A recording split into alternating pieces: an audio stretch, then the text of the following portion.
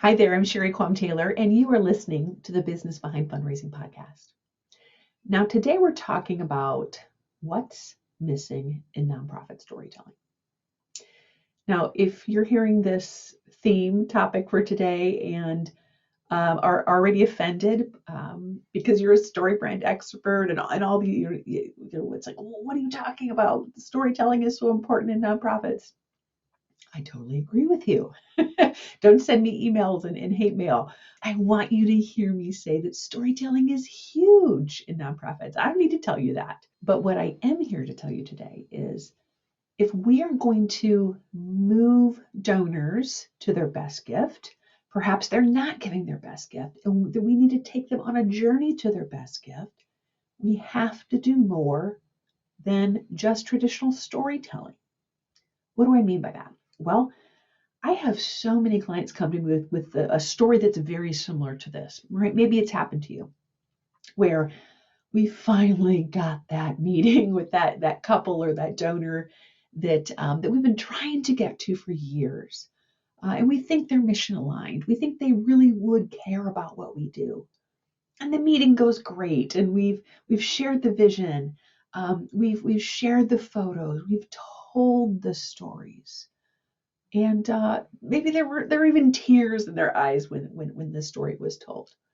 And there was some discussion about that they were going to give to you. There was discussion about a check coming in the mail, or yeah, we'll invest in this mission, and we're so excited. They're going to give something, right? And then a little bit of time goes by, and that check comes in the mail, and it's about a quarter of what we thought it would be. And there's some disappointment there. Like, gosh, I see on other people's annual reports and 990s that they're giving way larger gifts down the road. What happened? Well, investment level donors need more. They need a greater part of the story. Investment level donors can't have us stop there.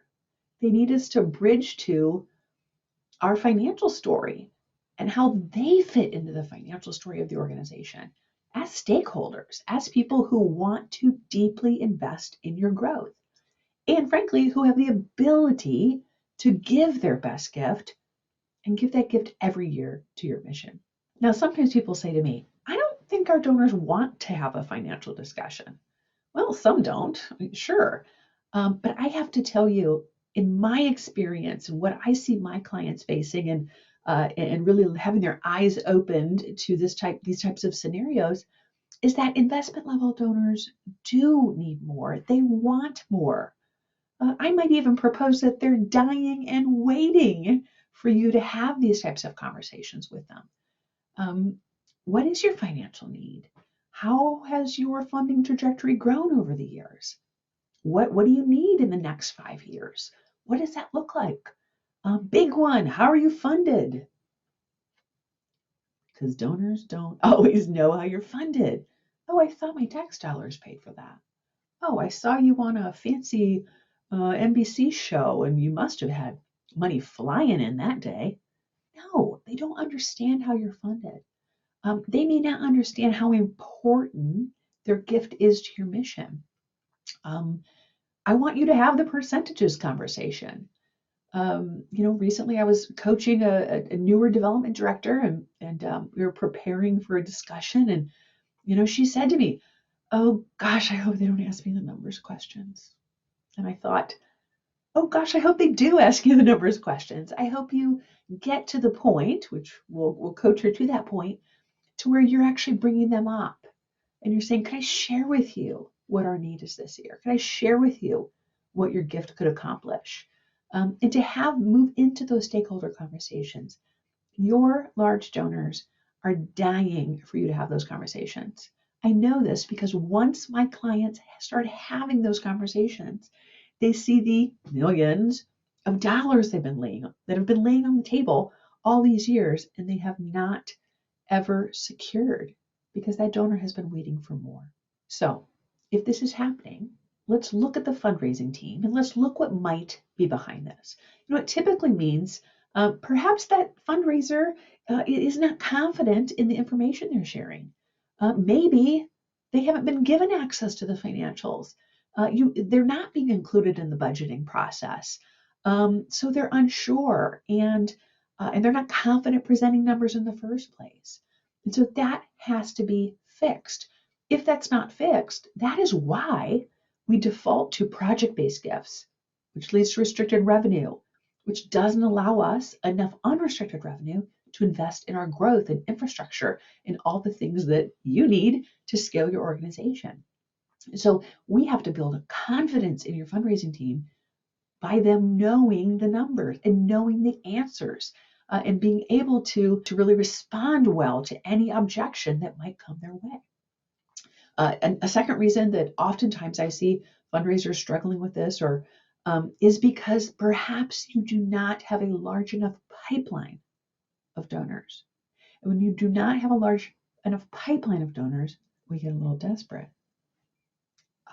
Gosh, we got to get this 10K gift because like payroll and it's stressful and I got to hit my number this month and we just got to get it. So let's not offend them by asking for the 25K that we thought we might. Let's just ask for 10.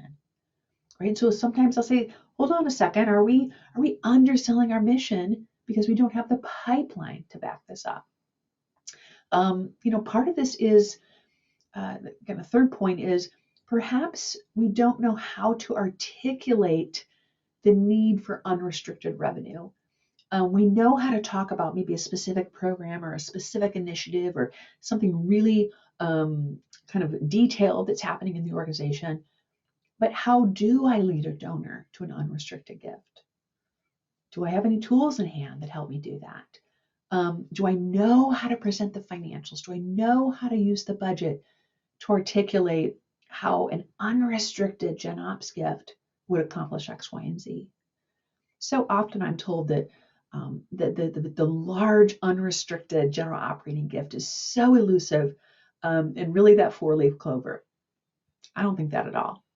If you know your numbers, you have the right tools in hand, you've built the relationship, and you've taken the time to lead that donor to a solid understanding, then and you know how to ask, right? You're soliciting one-on-one. You have all those tools in hand. A little bit of coaching.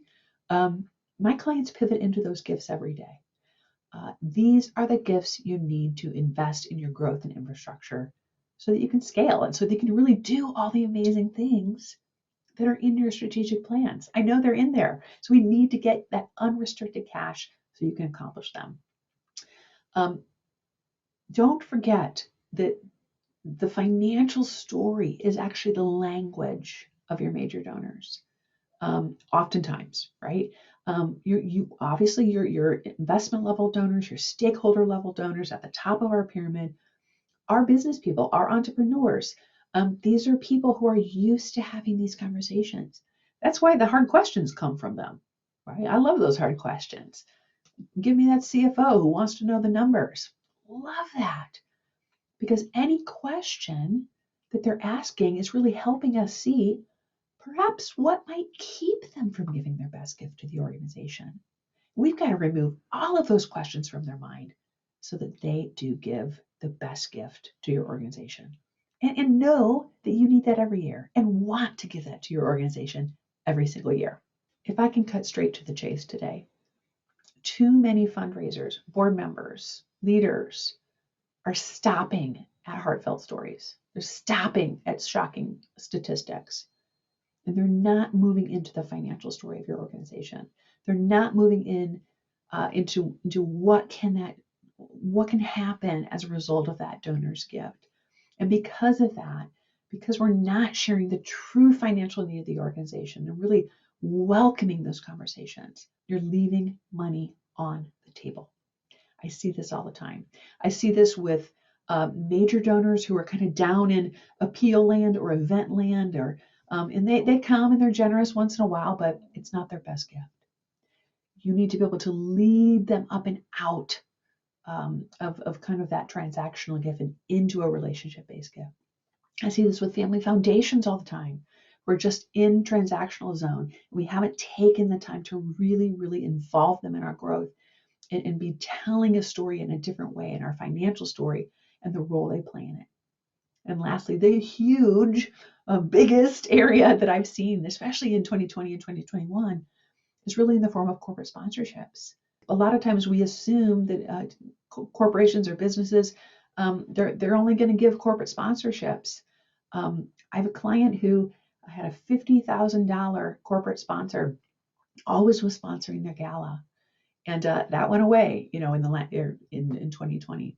And so what did we do? We didn't try to find another project for him to fund. We told a different story. We told a richer story. We told a deeper story. And we led that donor to a deeper understanding of the financial need.